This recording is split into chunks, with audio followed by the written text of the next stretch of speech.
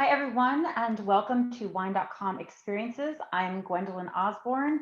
March is Women's History Month, and in honor of that, we are going to be celebrating women winemakers. So we are going to be tasting 3 wines today made by 3 women who have each been in the industry for over 2 decades, and they all 3 have just wonderful stories to tell and delicious wines to taste and share. So if you purchase these wines ahead of time from Wine.com, please go ahead, get them open, get them each in a glass if you can to taste along. If you don't have the wines, not a problem. This trio is still available on Wine.com, and the video, of course, will live on our Wine.com YouTube channel. The 3 wines that we are tasting today in order are the Catena Alta Chardonnay from Argentina, Jules Pinot Noir from Marlborough, New Zealand, and the Raymond Cabernet Sauvignon from Napa Valley, California.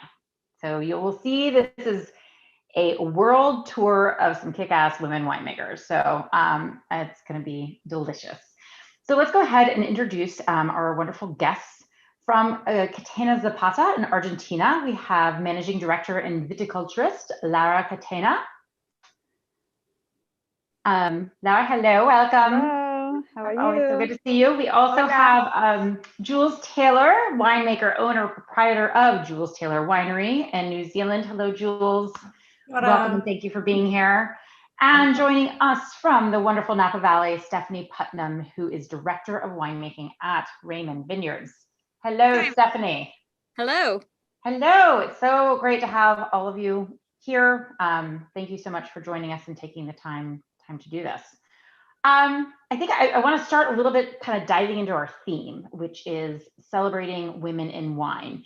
Each of you have been in the wine industry for over 2 decades, but in different countries, different continents even, different grape varieties, different styles. So I kind of want to touch on, what was it like for you getting into the business 20-some years ago in that time?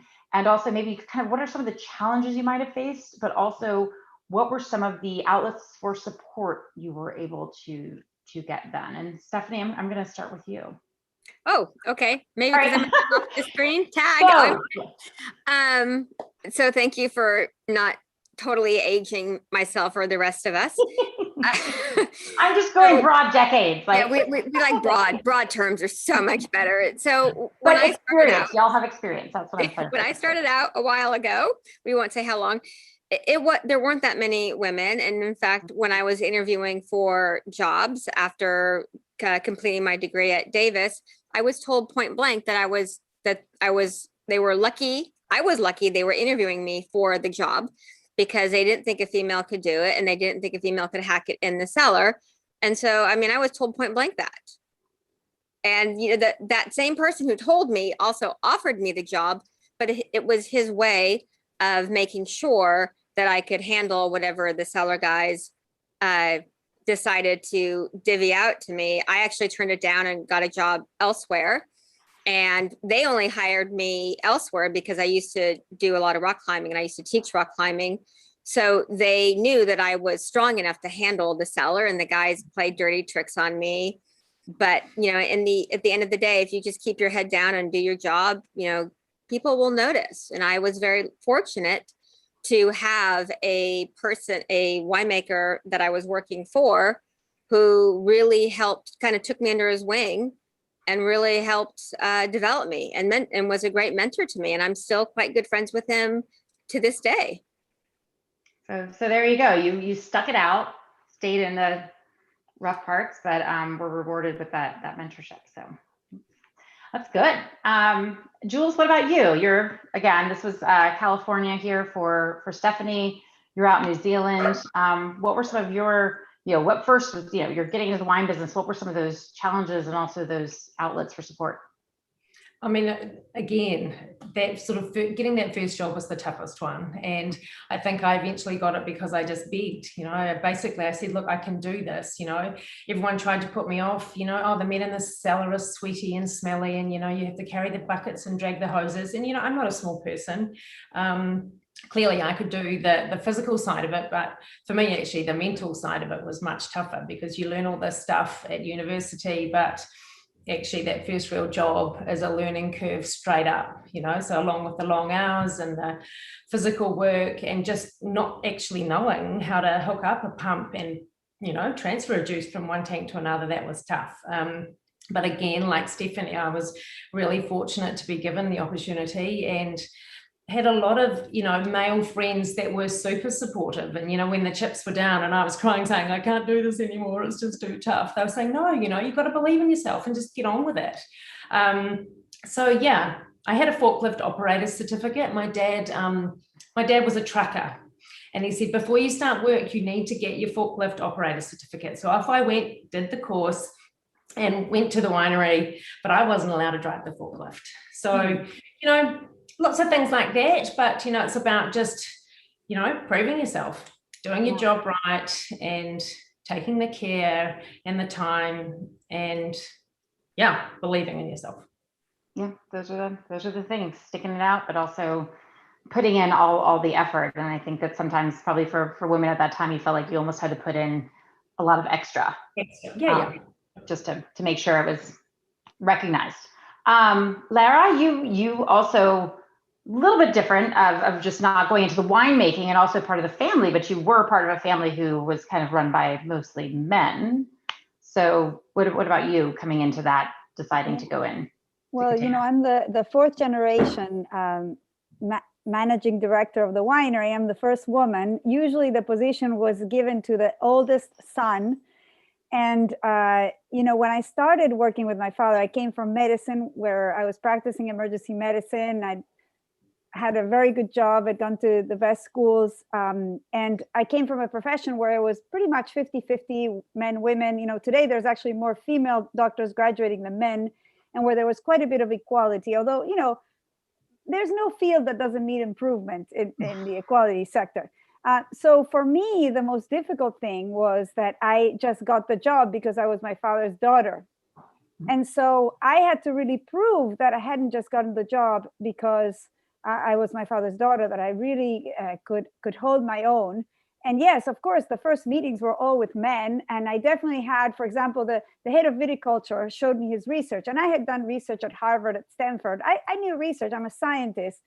And I started asking him questions, and he turned around to me and he said, I think we could really use your help in marketing. And now that I know what marketing is, because back then I knew science, I knew plants and fermentation, but I didn't really know even what marketing was. Marketing is very hard. There's people who study it and who are professionals. And to say that was ridiculous. But so that kind of thing happened. But I have to say that I feel like there was one advantage from being a woman. Nobody knew what to expect. And when I started, it was all men in the top positions at our winery. I was the only woman in top positions. There was a few women here and there in the laboratory, in the winery, but very few. That nobody knew what to expect of me. And so I could kind of make my own style. They didn't expect me to be like my father. And that was actually an advantage. And I'll tell you one little story was, I'm a very direct person. I tell people what I think, always with kindness. I have this motto, hard on issues, soft on people, but I'm really hard on issues, but very soft on people. And so I remember my father a few times criticizing me and saying, Laurita, you can't be so direct. And I said, Papa, it takes too long to not be direct. I don't want to waste their time. I don't want to waste my time. And about 10 years later, when I had already had a senior position in the winery, one time I said to him, Papa, should I tell this person? What should I do? And he said, Laurita, because I reminded him, you once told me I was too direct. He said, Laurita, no, you should be yourself, because people trust you, because they know you tell them the truth. So don't change at all. And that's, I would really give that advice to women and to men, to be an honest, a good person, be kind, but stick to the hard on issues, and you will eventually gain the respect, and you will be able to be who you are, whether you're a man or a woman. So yeah, that's my little story. I love that. Forget who it was, and it might have been Lincoln who said something. There's nothing more exhausting than being inauthentic. So yes. Go be and do. So that's great. And gaining trust obviously is very important. So let's dive into the tasting here to talk about each wine, because I'd love to get a little bit more of each of your stories and those stories behind the wines. And obviously I'm sure everybody is ready to to get tasting. So we're going to start down in Argentina with the Chardonnay, Catena Alta Chardonnay. So Lara, as you mentioned, you're coming in to this family business that you're born into, but as you also mentioned, there's your father, who we'll get into talking about as that support, which you just had a great story about. But obviously you also were just like, well, let me just go and become an ER doctor and go to Harvard and Stanford and overachieve a little bit there, and then I'll come back and come back to the winery. But we mentioned that the males were running, but you had some great stories. I love it. Oh, here's where this wine is coming from. So we're going to get into like Chardonnay, the Andes, Argentina. But before that great story of, it was your father's mother, and just her thoughts of just and how your father supported you as a woman in the industry, not being the male to take over. Yeah, no. So actually, why was I able to come in and get the full support of my father? And his mother, who I never met because sadly she died in a car accident, but she was the headmistress of the local school. And this was a school with 50 kids, and they were mixed in classes. It was a small village of less than 500 people where my father grew up. He went to school on a horse, and then he became the person who changed Argentine wine for the world. So, there's the American dream, there's the Argentinian dream, and his mother, she believed that education was everything, that anybody could achieve anything if they worked hard and got educated. And she also was just as tough in her standards of study on her daughters and on her sons. So my father grew up with this woman that was so powerful that really pushed him.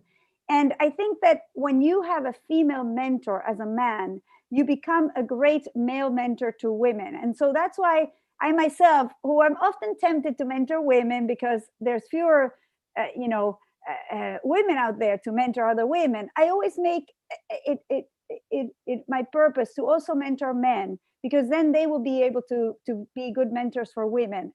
So yeah, I that's another thing that I recommend in the whole, what's the place of women in the world question. About this Chardonnay, the Catena Alta Chardonnay, many people think Argentina Malbec, right? We had another tasting where I was presenting the Malbec.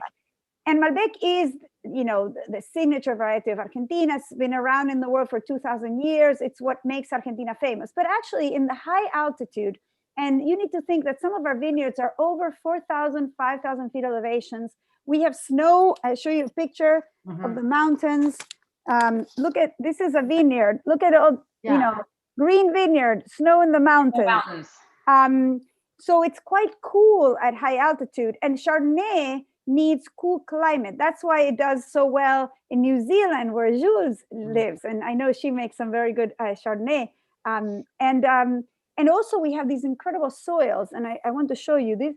This is, the limestone soils, and because it's deposits from the ocean before the Andes rose, and also deposits from the glaciers.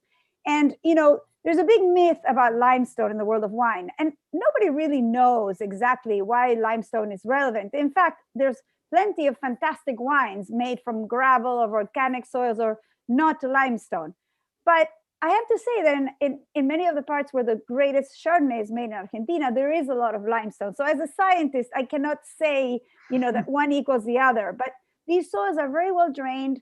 There's something about the pH in limestone soils. There's also maybe the microbes are different. But the most important thing about this, the Catena Alta Chardonnay that we're drinking, it says historic rose. So it comes from two vineyards between 4,000 and 5,000 feet elevation. So it's cool climate, cool nights.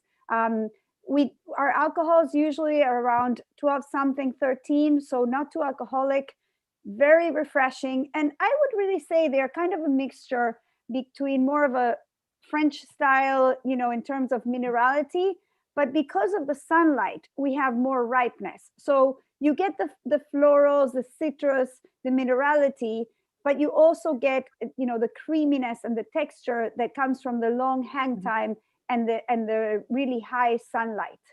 Okay, well, let's taste this and kind of talk us through kind of what we're getting on that nose and that texture and the acidity and the minerality and kind of how that's reflecting where we are. Yes, the nose is beautiful. So remember, we're at high altitudes. It's relatively cool. these well-drained soils, so production is quite low. The aromatics, you're going to get some citrus, you get some minerals, always a little bit of floral from this particular location. And then, the taste, it's quite creamy and long, not excessively creamy. We try not to allow the malolactic fermentation to go fully, because then it's a little too creamy and maybe a little flat. So this wine has a lot of exuberance and also a little creaminess, and you will have a few tropicals on the nose, but they don't dominate. They are sort of in balance with the citrus and the mineral. Gwen, what about would you say your tasting notes on it? What would you say? Well, I get the same thing, where I get citrus. That citrus, and then but that ripeness too, that kind of richness even in the nose, even though you get that in the texture more, but there's some tropical notes going, but like you said, they're just much more subtle. And there's a little bit of that stone, that wet stone coming through. Wet stone, yes, I didn't say that, but I totally agree with you that there is some wet stone. I don't think it's coming from the plant licking the stones, but I know you could almost. I mean, the thing is that somebody's like, "Oh, it smells like wet stone." I say, I can say it smells like that because I've smelled stone after it rained. Tasting like wet stone, I can't say I've ever like. Well, actually, Gwen, you know what? One time I was in the vineyard with our person who studies the soils, and I said, "We need to taste these stones. Like, have you ever tasted it?" Like, we're always talking about stones, and he says, "No, that sounds disgusting." And I tasted it, and yeah, it was not good like the wine. No, I feel like it kind of comes into the wine much better than it does just to do that. I'm sure in preschool I ate my fair share of dirt, but this is totally different, different thing. So it's beautiful. That has such a lovely finish and roundness and prettiness. And for those of you who are tasting this and like it, if you are willing to make a small investment into something, though, they have the white bones and the white stones. Are some of the most beautiful Chardonnays from single vineyards in Argentina that are just absolutely stunning. They're and hard to find. Yeah, they're very. We basically sell out as they come out. We just make a couple hundred cases. They come from a 1 hectare parcel. Yes, they're very special, and I know they're very special. I had one once, and it's much better than just licking wet stones. I promise. Yes. Well, sure. thank you for sharing, Laura. This is a beautiful wine, and I love it. So we are going to be moving across the Southern Hemisphere to New Zealand and Marlborough with Jules Taylor Pinot Noir, and Jules Taylor is here herself. So Jules, you're a passionate New Zealand native. When and how did the wine bug hit you? I'm not sure it actually hit me, but I think, like all good students, I kind of, while I was studying at university, discovered the joys of alcohol. And I mean, I'd grown up in Marlborough, and our landscape had changed from lots of sheep and beef and other arable farming, and lots of pip and stone fruits, to, a landscape where grapevines were becoming more prevalent. And I was intrigued by, and I'm still intrigued by growing things. I love growing my own fruit and vegetables. And so what initially drew me to the wine industry was viticulture. And I initially thought that that's where I would end up working. And it wasn't until I did my first vintage that I kind of got sucked into the whole winemaking gig. Quite a few years ago, sort of, we'll say mid-90s. I love everything about Marlborough. I grew up here, and so it has, a small place in my heart. But we have beautiful, nice, bright days in the summer. There's a giant hole in our ozone layer, so it's pretty burny, but it's never really hot. And at nighttime, you're always snuggling up under your duvet. So it's the perfect climate for growing, the most temperamental of red varieties. Pinot Noir, I think probably 10% of our production might be Pinot, but I swear it takes up 40% of my time and my thought processes and all my energy. I find it way more difficult to make than Sauvignon Blanc, for example. Yes. I have a child who's like that, it's just 1/3 of my children, 50% of my time, something like that, right? I think we all have one of those. And sometimes it can be the child that's 50. Yeah. But so first tell me a little bit about moving into deciding to say, I'm going to create my own label, because I'm sure you could have happily gone along working for different wineries. Sure. But what was that behind that decision? I basically was working for a custom crush facility that made wine for Kim Crawford, St. Clair, and Cape Campbell wines. And while I was there, my whole life was around the winemaking side of the business. And they basically said to me, my employers, hey, you know nothing about the rest of the business, actually growing the grapes and sourcing the fruit and the marketing side. Actually, once things on a pallet and shrink wrapped and then it goes off into oblivion, how do you actually take that to market and get someone to buy it? So they said, why don't we fund you into doing your own thing? And at the time, I seriously it didn't even cross my mind that I would ever be able to give up my real day job, and to feed my non-existing family, all that stuff. It just was like, oh my God, that sounds like a really great opportunity. Thank you, So I made a whopping 400 cases of just 2 varieties. And at the end of the day, if we didn't sell it, my family was going to have a really great Christmas. Fantastic. Exactly. That sounds like a very big family Christmas. Yes, this was in 2001, and obviously things had changed. I've got a family, but it wasn't until late 2008 that I stopped working, for another wine company just to focus on doing this. But I love that you were encouraged to do that. It's like, go. Yeah, I've been super lucky. Mainly mentors in my life who have helped me along and been super encouraging and super supportive with their time and their money. Yeah. They fully funded this for 5 vintages. I paid for nothing. And we had a really, really rudimentary Excel spreadsheet that at the end of the year, I pushed that little sum button, and if the number was black, we used to divvy up the profits.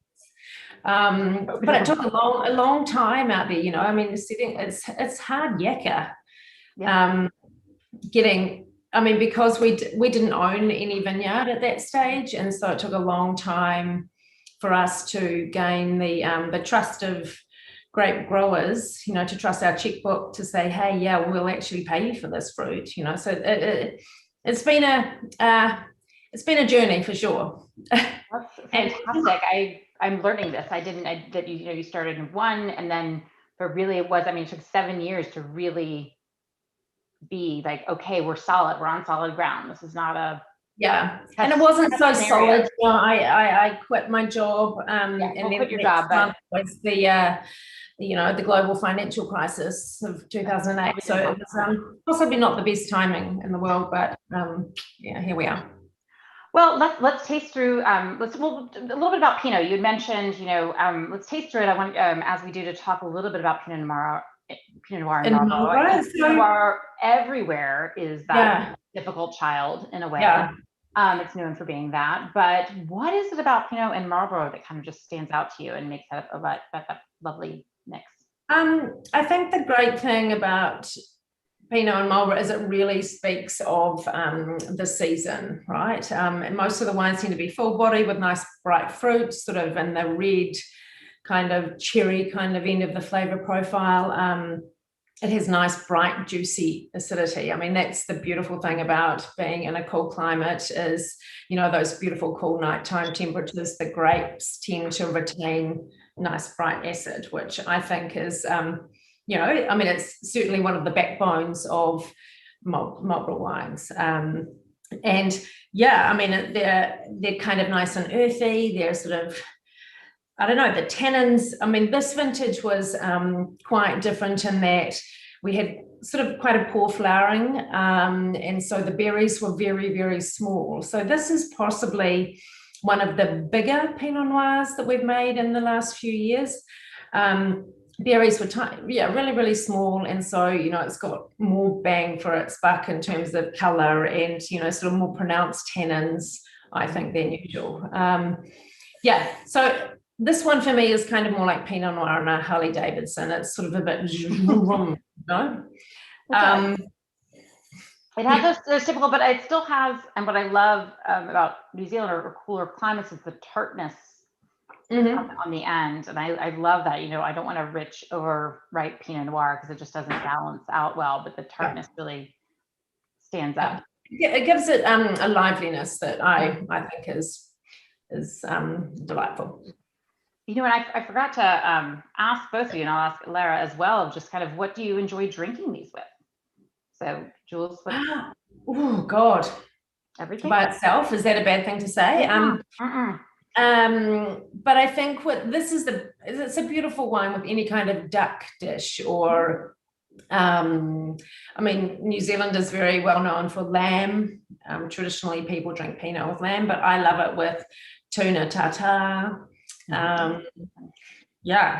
I'm not really one for sort of saying, red wines you should be drinking with this. It's just whatever blows your hair back. Yeah. No, I'm fine. Sometimes I'm like, that is a great wine for a bath. Or, that might be food. We can pair this with anything, right? But I do love this wine because it has the freshness that you want from a Pinot Noir. It has that raspberry, the cranberry, the strawberry, a wild berry sense to it. But that you're right, that it does have a grip of the tannin, but I feel like with the tart fruit, it just really, really works well. There's also a slight earthiness to it, which I enjoy as well. Lara, did you enjoy this? Did you get this wine too? I'm having this. It's fantastic. It's so delicious. And I agree that it's quite rich. Which I love. But it's rich, but also mineral and sharp. Like that's like, it's not rich flabby. It's rich mineral, sharp, super elegant. It couldn't be anything but Pinot Noir. It's classic. I think I'm going to drink this on its own. Yeah. I wouldn't want to waste my palate on anything else at the same time. But if you want to ask about the Catena Alta Chardonnay, I think this wine, because it's got the minerality, but also some creaminess, I think it can go with, kind of a wider range, and not just the classic scallops, fish, but, also chicken and, pizza. And, there's a dish in Argentina called Empanadas, which is, some dough, which with a lot of fat in the dough. And then this ground meat with onions, and then you bake it. And it's like a calzone, but Argentinian style. So it's much better. So the crust is thin. And you put some eggs in it also, like cut eggs.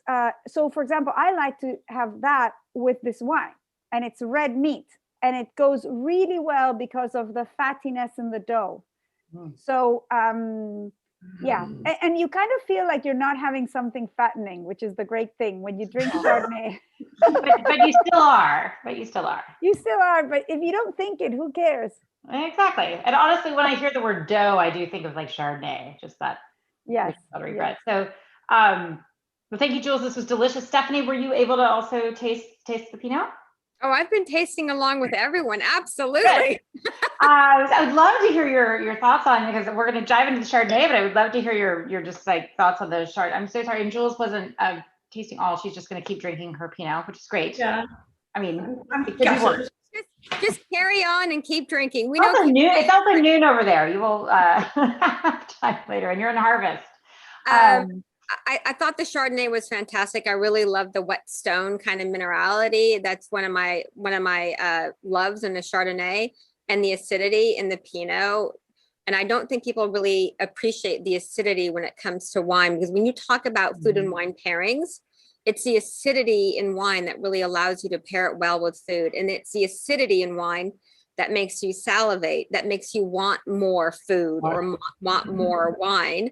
So I think that acidity is crucial, and it shines brightly in the Pinot. I think it's great.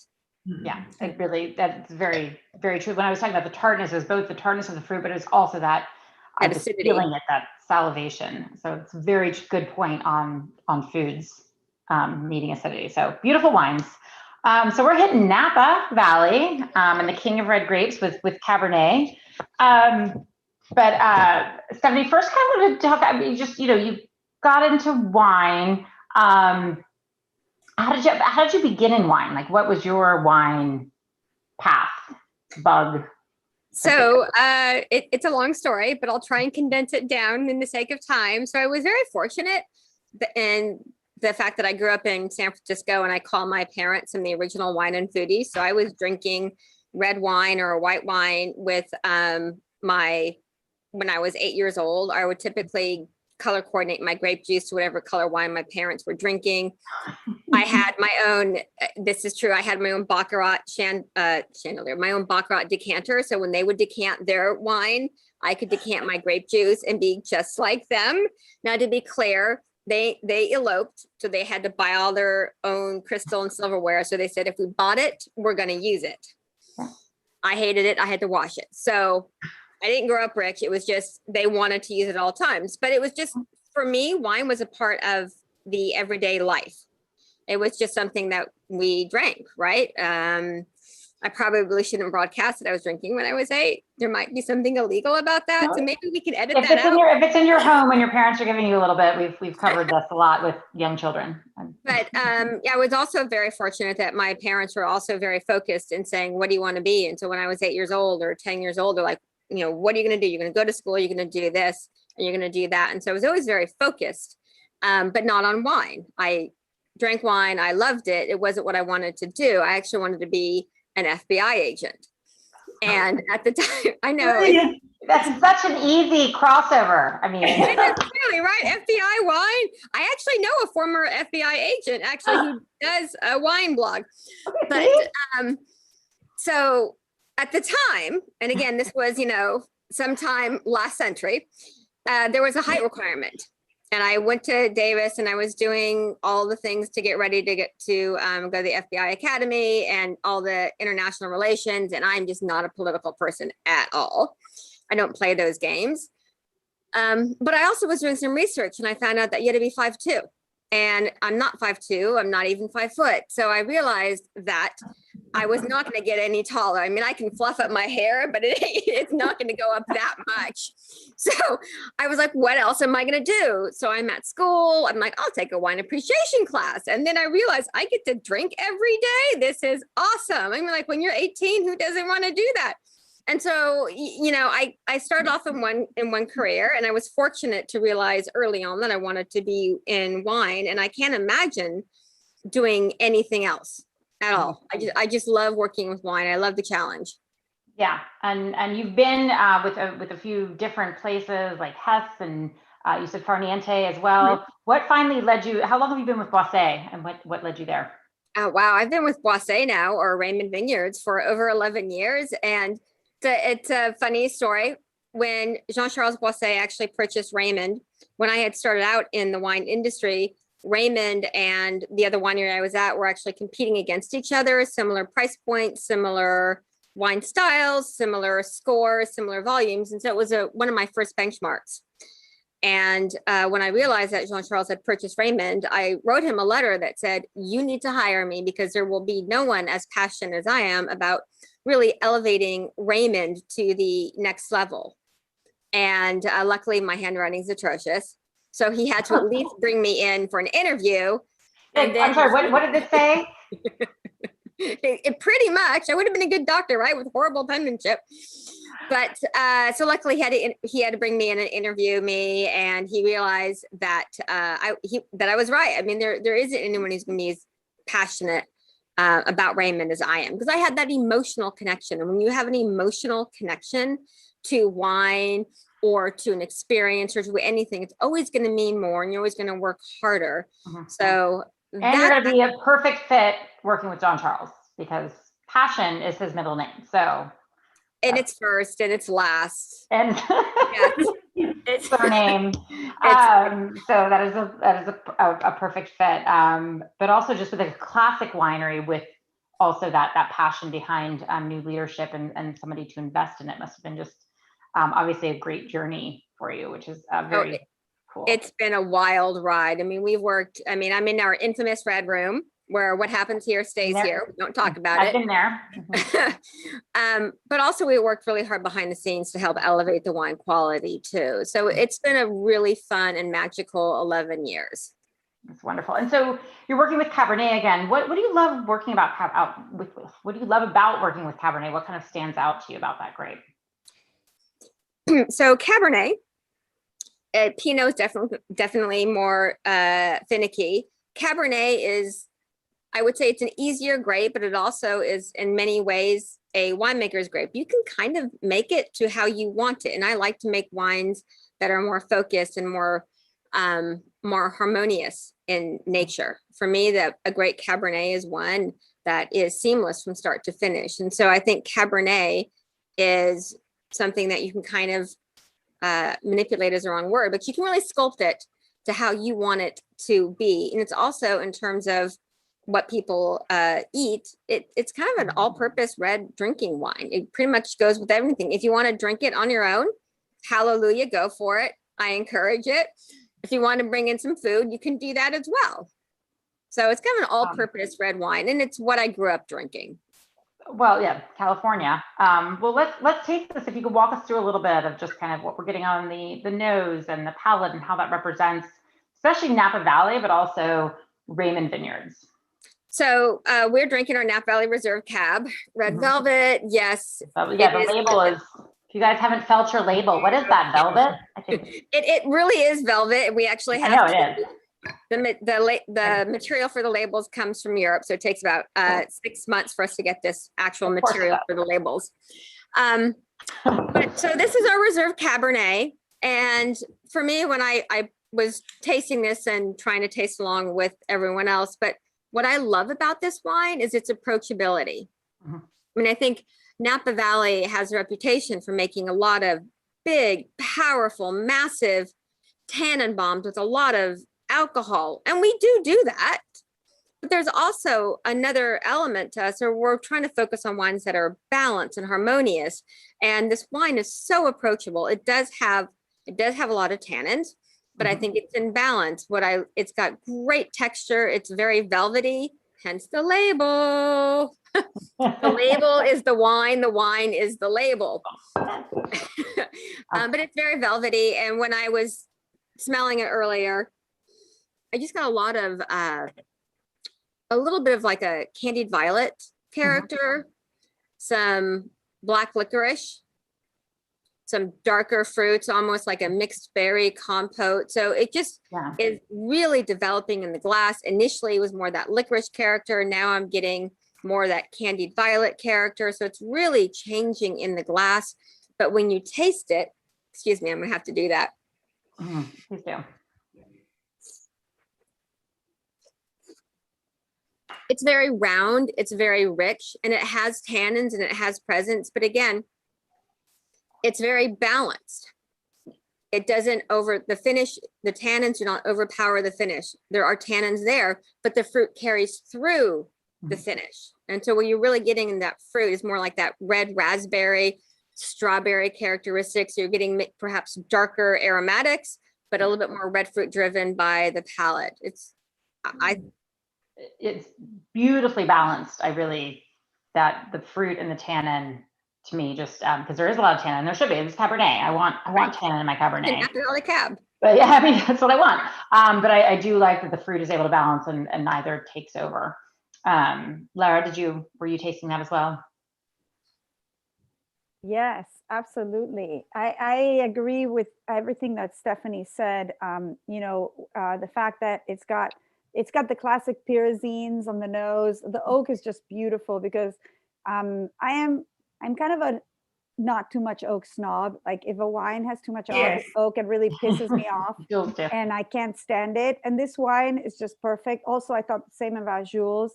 Like a little bit of oak is so beautiful, but too much is horrible and it ruins the fruit. And this wine is so elegant. And I don't know the word you used, Stephanie, but I think it was balanced, but this wine is really elegant. It's very classic Cabernet, like blind tasting. It couldn't be anything else. And it's got the Napa Cabernet classicness in the nose. I think it's just gorgeous. And I think it's got a lot of tannin and structure, but so much elegance. I love Velvety. Yeah, it's velvety. Exactly.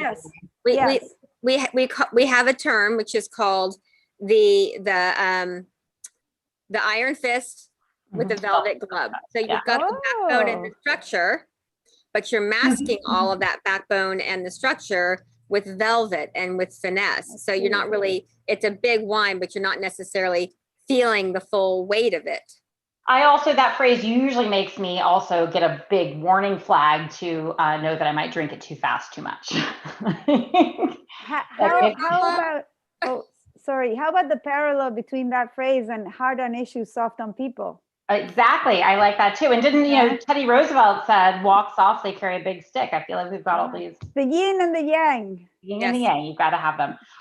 Beautiful wines. I think to kind of finish off, just to bring it back to our passionate women in wine here with all of your wonderful experience, your beautiful stories, your delicious wine. Just kind of talk for each of you to touch a little bit on how you've seen, obviously over the past couple of decades plus, how you've seen women's role in the industry change and evolve, especially in all the really awesome positive ways. Like how has that improved, and how can we continue to improve? Jules, I'm going to start with you on that. Oh, sure. I mean, certainly from, you know, in New Zealand, we've had a huge shift. You know, when I first started out, the only women working in the industry were based in the office or in the laboratory. And now everywhere you look, which is fantastic. And I mean, sure, some people have a difficult time in the industry, but for me, it's about picking your battles and, you know, again, you know, believing yourself. I mean, I know I keep banging on about that, but do your job, do it well, and people, yeah, as Laura said, you know, people notice. But we're lucky there are lots of programs, mentorships, and, you know, I love being the agony aunt to younger people in the industry, not just women, you know. Men and women, you know, we should all be helping everyone to, you know, further improve our industry. We're still a tiny little industry at the bottom of the ocean, you know, but I think we're trying to punch above our weight. But yeah, I would encourage women to give this industry a go. I mean, it's hugely collaborative, it's hugely inclusive. And if I did anything else, it would be make cheese. It's right. We were talking about all of our love of fermented things. Yeah. What else do we do with fermented? But I think that wine is probably a little bit less smelly at certain times. I don't know. Actually, I'm kind of like, maybe not. I don't know.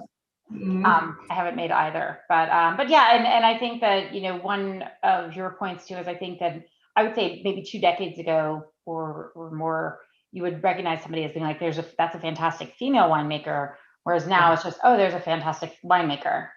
Yeah. Perhaps it's a female. And I feel like that has been kind of an evolution that I've. Oh, absolutely. And I've, always wanted to be compared with my peers, not just male, women. Female. Yeah. We're all winemakers. Yeah. Kangaroos making wine, anything like that. Lamb, sheep. Yeah. Stephanie, what about you? Kind of that evolution that you've seen, the improvements. I would just echo what Jules has said, which is, you know, when I started out at school, there was maybe 20% of the class was actually, and it was a small class, was actually females. So you kind of tended to band together and form your own little groups. But now I still think it's relatively low, but you see more women out there and it's much easier, and you see them in different roles, where it was traditionally more in the office or in the sales or marketing. Now you're seeing a lot more women, especially on the viticultural side. And that's fantastic, because that is really more of a male dominated field, even more so than in the winemaking and the production side. But having access to those women, or having pictures, or having those role models out there help the next generation say, guess what? That's something that I can do. I never thought that I could do that, but that's something that I can do. So it's, as much as I want to be known as just a winemaker, I also, having the opportunity to talk about this helps give the next generation ideas. Yeah, it is. It's that balance. It's just like you want balance in wine. It's that balance of being on that same level, but also saying, hey, it is different. There is something to sometimes overcome, so we can do this. So it's great. Lara, what about any thoughts? from Well, you? I think it's definitely a better world for women, and that's so exciting for us here, for our daughters, for our nieces, and actually for all the men, because it's a lot more fun to work in a mixed group than all men or all women. And I think that there's lots of literature showing that companies with equality of men and women make more money. Boards with more than a certain percentage of women make those companies make more money. So there's lots of data showing that women, mixed groups help you make money. And I think it has to do with diversity of thought. When you have mixed groups, and not just men, women, different ethnicities, different sexual orientation, different races, different upbringings, you really have more ideas, you're more creative. And I think that's fantastic. It's a great world that we live in.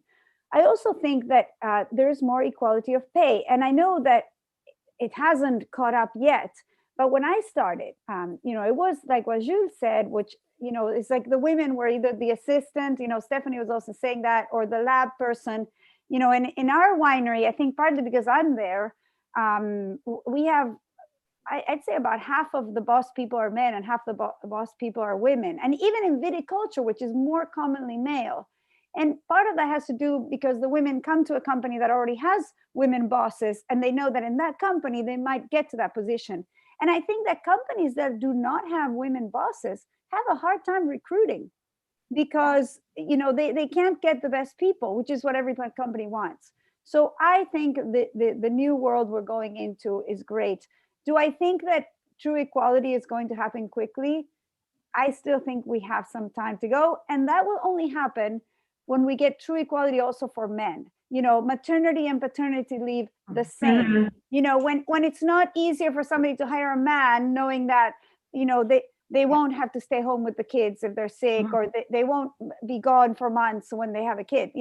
Once there's true equality at the home and at the workplace for men and women, also men, then it will be fantastic. But it's already better and great. It's better, yes. But just like wine, we seek balance in the workplace with men and women. Well, thank you all so much for being here. Thank you for sharing your stories. You're all just amazing. You have delicious wines. You have great paths to share, and I know wonderful futures, and you're just making this all fantastic. So appreciate everything you're doing. Let's shall we raise a glass to all the kick-ass women in wine? Cheers. Salud. Cheers. Salud. Salud. Cheers. Yum.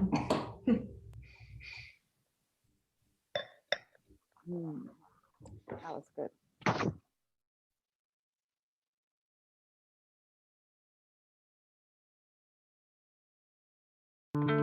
It's both a science and a form of high art. It's made from the combination of grapes, sunlight, rain, soil, and time. It's raised up in the moments that matter. It's wine. And we are Wine.com. We have the largest wine selection in the world, online sommeliers with free advice, and now our powerful new app puts the entire world of wine in your hands. Wine.com. Seriously passionate about wine. Download our free app today.